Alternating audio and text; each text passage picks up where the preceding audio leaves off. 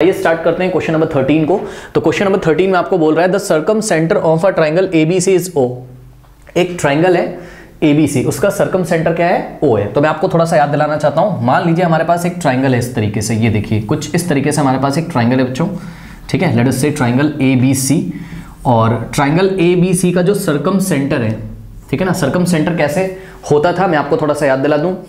Circum centre इस तरीके से निकालते हैं कि आप AB का परपेंडिकुलर बाइसेक्टर ड्रॉ कर लीजिए, BC का परपेंडिकुलर बाइसेक्टर ड्रॉ कर लीजिए, मतलब इस ट्राइंगल के किन्हीं भी दो साइड्स का परपेंडिकुलर बाइसेक्टर ड्रॉ कर लीजिए, वो जहां पे मीट करेंगे वही पॉइंट क्या होगा?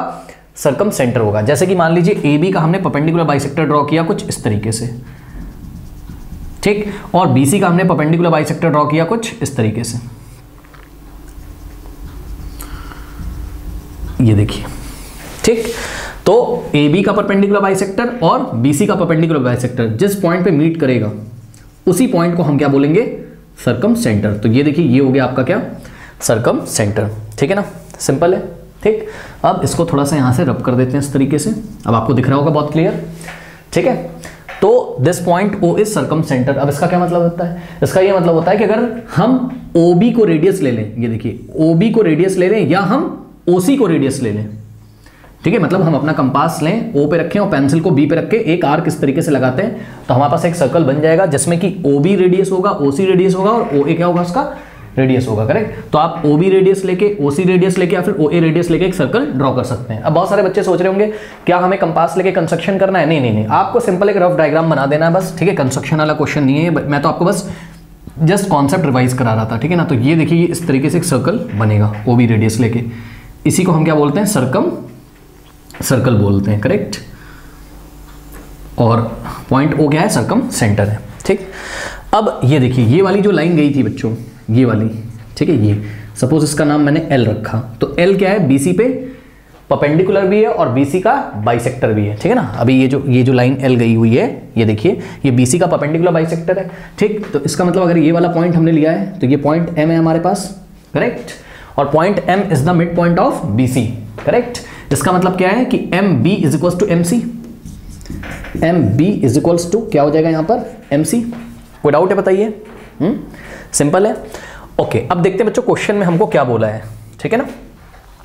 एक चीज और मैं आपको बताना चाहता हूं कि ये देखिए ये जो लाइन L है ये BC का परपेंडिकुलर बाइसेक्टर है। इसका क्या मतलब है? ये वाला एंगल 90 इधर से, तो इधर से ये वाला एंगल भी 90, यानी कि angle OMB is equals to, ये देखिए OMB is equals to OMC is equals to angle OMC both each equals to 90। दोनों ही किसके इक्वल हैं? 90 के इक्वल हैं। तो ये आपको मेरे ख्याल से पता चल गया होगा। एक चीज और बहुत ध्यान से सभी बच्चे देखेंगे, बच्चों देखिए OB का लेंथ OC के इक्वल है, क्यों? Radii of the same circle. ये बात को भी आप लोग ध्यान रखिएगा, ठीक है।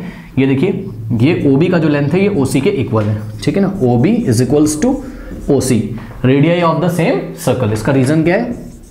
रेडियाई क्या होता है? रेडियस का प्लूरल होता है, उसको हम रेडियाई बोलते हैं, ठीक है। Radii of the same circle, of the same circle, ठीक है। ये बात आपको समझ। अब आइए देखिए क्वेश्चन हम देखते हैं क्वेश्चन में हमसे क्या कह रहा है। क्या क्वेश्चन में कह रहा है कि प्रूव दैट एंगल OBC, बच्चों बहुत ध्यान से चेक करिए, एंगल OBC, ये देखिए बच्चों ये वाला जो एंगल है, ये वाला एंगल, ठीक, एंगल OBC, ठीक, और plus angle BAC, plus angle BAC, ये देखिए ये वाला। क्या आप लोग को दिख गया? बताइए, एंगल OBC और प्लस एंगल BAC का सम आपको कितना लेके आना है? 90 डिग्री लेके आना है, ठीक है। तो बहुत इजी क्वेश्चन है, देखिए कैसे होगा। अब यहाँ पे मैं काम करता हूँ, अगर आप लोग को फिगर कॉपी करना हो तो आप कर लीजिए। फिगर को थोड़ा सा और मैं यहाँ पर क्लियर करने जा रहा हूँ, ठीक है, ताकि आपको चीज़ें बहुत अच्छी तरीके से दिखें। तो ये वाला जो परपेंडिकुलर बाइसेक्टर ड्रॉ किया था, अब इसका कोई काम नहीं है तो इसको मैं हटा देता हूँ यहाँ से, ठीक है। तो इसको मैं रब कर दे रहा हूँ, ठीक है। ये देखिए इसको मैंने यहाँ से रब कर दिया इस तरीके से, करेक्ट। और ये जो परपेंडिकुलर बाइसेक्टर है इसका ये वाला जो ऊपर पोर्शन जा रहा है इसको भी हमने हटा दिया, ताकि फिगर थोड़ा सा क्लियर हमें दिखाई पड़े, करेक्ट। नाउ स्टूडेंट्स, अब देखिए इसमें क्या करना है आपको। देखिए स्टूडेंट्स, सबसे पहले आपको OBC और BAC का अगर सम निकालना है तो आप एक काम करिए, क्या, बहुत ध्यान से बच्चों चेक करेंगे जरा, बहुत ध्यान से देखिए। ट्राइंगल OBC को देखिए, दिख रहा है सबको? सिंपल सा है। ट्राइंगल OBC को अगर आप लोग देखेंगे, ठीक है ना, तो ट्राइंगल OBC जो है वो एक आइसोसेलेस ट्राइंगल है, करेक्ट। कैसे? ओ बी का लेंथ किसके इक्वल है, ओ सी के। इसका मतलब भाई देखो ना बेटा, अगर ऐसे कोई ट्राइंगल है इस तरीके से, ये देखो O B C, correct. O B का लेंथ अगर ओ सी के इक्वल है, ठीक है, तो ओ बी के जो ऑपोजिट एंगल होगा यानी कि एंगल सी, वो ओ सी के जो ऑपोजिट एंगल होगा यानी कि एंगल बी के इक्वल होगा। आइसोसेलेस ट्राइंगल में इक्वल साइड्स के ऑपोजिट वाले एंगल इक्वल होते हैं, तो ओ बी के ऑपोजिट एंगल सी और ओ सी के ऑपोजिट एंगल बी आपस में क्या हो जाएंगे, इक्वल हो जाएंगे, ठीक है। तो ये चीज हो गई, ठीक। तो चलिए देखते हैं जरा। यहां पे देखिए बच्चों, हमने क्या बोला सबसे पहले इस क्वेश्चन में, हमने बोला triangle O B C. Solution में देखिए, triangle O B C is अ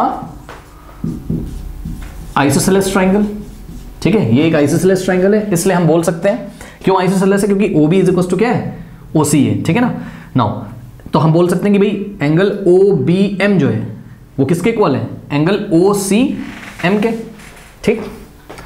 तो एंगल ओ बी, या फिर आप बोल सकते हो ऐसे, angle O B C is equal to angle O C B, correct. O B C is equals to angle O C B, ये आप बोल सकते हो, ठीक।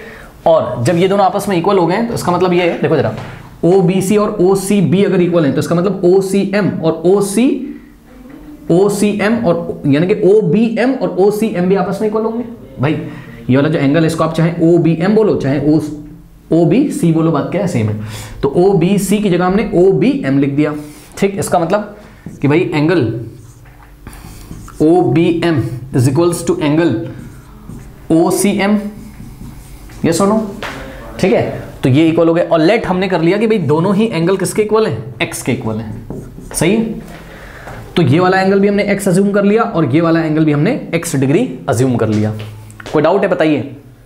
हाँ, अब बहुत ध्यान से बच्चों चेक करेंगे सभी बच्चे। देखिए ट्राइंगल ओ बी सी में आप एंगल सम प्रॉपर्टी लगा दीजिए। In triangle O B C angle sum property लगाइए। ट्राइंगल ओ बी सी में एंगल सम प्रॉपर्टी लगाइए। तो एंगल सम प्रॉपर्टी अगर आप लगाओगे बच्चों, ठीक है, तो क्या हो जाएगा, ये वाला एंगल कितना है, एक्स, सो एक्स डिग्री प्लस ये वाला फुल एंगल। बच्चों बहुत ध्यान से चेक करेंगे जरा, ये वाला जो फुल एंगल है इसका नाम क्या है, angle B O C, correct. तो x plus angle B O C और प्लस ये वाला जो एंगल है, देखिए ओ बी सी में एंगल सम प्रॉपर्टी लगा रहे हैं, तीनों एंगल दिख रहे हैं आपको, x plus B O C plus x is equals to 180 degree, ठीक है, इज इक्वल्स टू कितना हो जाएगा, 180 डिग्री, करेक्ट। नाउ बच्चों यहां से देखिए जरा, x प्लस एक्स कितना हो जाएगा, 2x, ठीक। तो यहां से हो जाएगा आपका एंगल BOC तो ऐसे ही रहेगा, और x प्लस एक्स कितना हो गया, 2x, correct, is equals to 180 degree, correct. तो यहां से हमने क्या किया, एंगल BOC की वैल्यू निकाल ली। सो एंगल BOC कितना हो जाएगा, ये 2x कहां जाएगा, राइट में, तो 180 में से माइनस हो जाएगा, करेक्ट, 180 माइनस 2x ये हो गया, ठीक है ना। और एक चीज और, ये जो OBM और OCM को आपने x माना था ना, इसको इक्वेशन नंबर 1 अज्यूम कर लीजिए, ठीक है।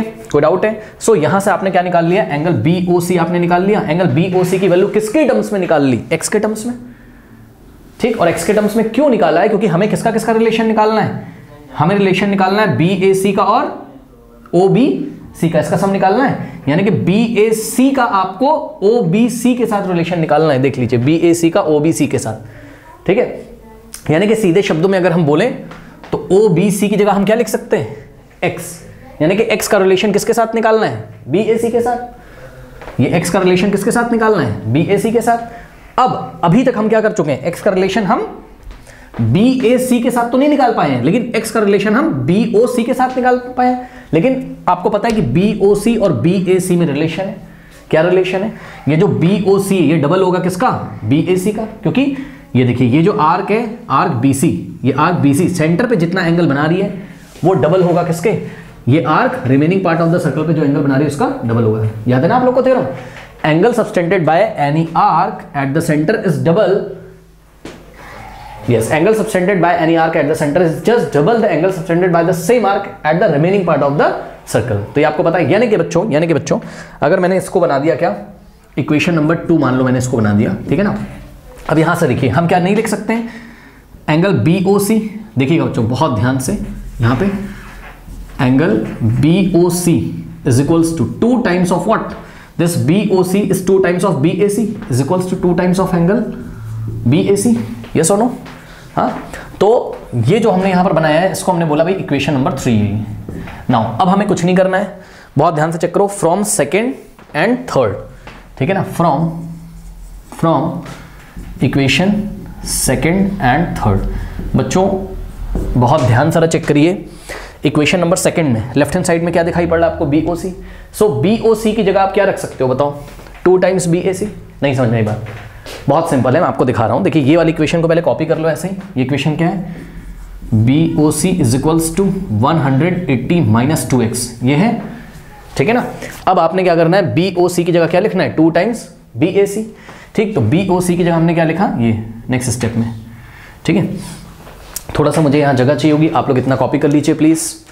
थोड़ी सी मुझे यहाँ पे जगह चाहिए होगी, आप लोग कॉपी कर लीजिए, ठीक है। कॉपी कर लिया, चलिए देखते हैं क्या होगा। देखिए सो यहां से बच्चों नेक्स्ट स्टेप में क्या हो जाएगा? देखिए BOC की जगह आपने क्या लिखना है? 2 times angle BAC is equals to में क्या है? 180 माइनस 2x, 180 माइनस 2x, सही है, ओके। अब देखिए आपको क्या लेके आना था? BAC लेके आना था। BAC देखिए आपको कहीं ना कहीं मिल रहा है कि नहीं मिल रहा है बताइए, ठीक है ना। और बहुत ध्यान से बच्चे सभी देखेंगे यहाँ पर, बहुत ध्यान से देखिए। ये 2 जो मल्टीप्लाई बच्चों उधर जाएगा तो डिवाइड कर देगा, ठीक। और किस में डिवाइड करेगा? ये पूरे क्वांटिटी में डिवाइड करेगा, सही है ना। 180 माइनस 2x में ये 2 उधर जाके डिवाइड कर देगा। सो नेक्स्ट स्टेप में कितना आ जाएगा? Angle BAC is equals to 180 minus 2x whole divided by 2। ध्यान दे स्टूडेंट्स, होल डिवाइडेड, पूरे क्वांटिटी 180 माइनस 2x को 2 डिवाइड करेगा। अब बहुत सारे बच्चे यहां गलती करते हैं, क्या करते हैं? या तो 2 को 2 से कैंसिल कर देंगे और या तो 2 को 180 से कैंसिल कर देंगे। No, wrong. इसको पहले आप 2 पार्ट्स में स्प्लिट करिए, मतलब ये जो 2 है 180 में भी डिवाइड करेगा और माइनस 2x में भी डिवाइड करेगा। पहले इसको 2 पार्ट्स में स्प्लिट करिए, फिर आप डिवाइड लगाइएगा। ऐसा नहीं कि 2 से आपने 180 को काट दिया, 2x को छोड़ दिया, या 2 से 2x को काट दिया, 180 को छोड़ दिया। नहीं नहीं, ऐसा नहीं कर सकते हो आप, क्योंकि ये 2 इधर आया है तो पूरे में डिवाइड लगाया ना, तो दोनों को डिवाइड करेगा ये, है ना। यानी कि angle BAC is equals to क्या हो जाएगा? 180 बाय 2 माइनस 2x बाय 2। अब जिसको भरोसा नहीं हो रहा आप देख लो भाई, इसका अगर एलसीएम लोगे 2 और 2 का तो 2 ही तो आएगा, और ऊपर क्या आएगा? 180 माइनस 2x। तो यानी कि 180 माइनस 2x बाय 2 को 2 पार्ट्स में स्प्लिट कर सकते हैं हम। क्या लिख सकते हैं? 180 बाय 2 माइनस 2x बाय 2, ठीक। तो ये हो गया। फिर नेक्स्ट स्टेप में देखिए यहां से क्या हो जाएगा? Angle BAC is equals to, अब ध्यान दें स्टूडेंट्स, 2 1 जा 2 और ये 2 90 जा कितना होता है? 180 डिग्री। तो यहां आ गया कितना? 90। ये वाला माइनस है, इसको हमने ऐसे कॉपी कर लिया।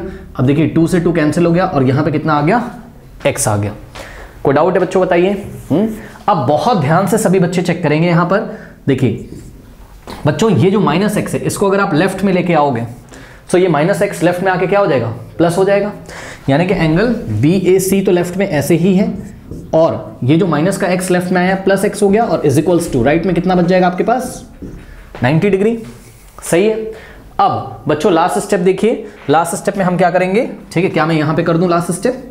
लास्ट स्टेप देखिए, अब हम लिख रहे हैं कि भाई फ्रॉम इक्वेशन नंबर 1, बहुत ध्यान से बच्चे चेक करेंगे सभी। फ्रॉम इक्वेशन नंबर 1, x की जगह आप क्या लिख सकते हो? x की जगह आप क्या लिख सकते हो बताओ? x की जगह आप क्या लिख सकते हो? OBM लिख सकते हो। तो हमने क्या करा? From equation number 1 angle BAC को तो हमने ऐसे ही कॉपी कर लिया, और x की जगह हमने क्या लिखा? OBM। भाई OBM को x माना, आपको दिख भी रहा होगा। OBM लिखो चाहे OBC लिखो, बात क्या है? सेम है, करेक्ट। तो x की जगह हमने क्या लिख दिया? पहले लिखा हमने एंगल OBM, ठीक। ये x की जगह एंगल OBM, और नेक्स्ट स्टेप में एंगल BAC ऐसे ही, और प्लस OBM की जगह OBC लिख सकते हो, plus angle OBC is equals to what? 90 degree. क्या हमको यही लेके आना था बच्चों? Angle OBC plus angle BAC is equals to 90 आ गया। BAC प्लस OBC 90 आया है। आप इसको ऐसे भी रीअरेंज करके लिख सकते हो। OBC को पहले लिख दो, सो एंगल OBC और plus angle BAC is equals to what? 90 degree. Hence proved. बताइए कोई डाउट है? सिंपल क्वेश्चन है, ठीक है ना, कर सकते हैं, ठीक है। नोट कर लीजिए।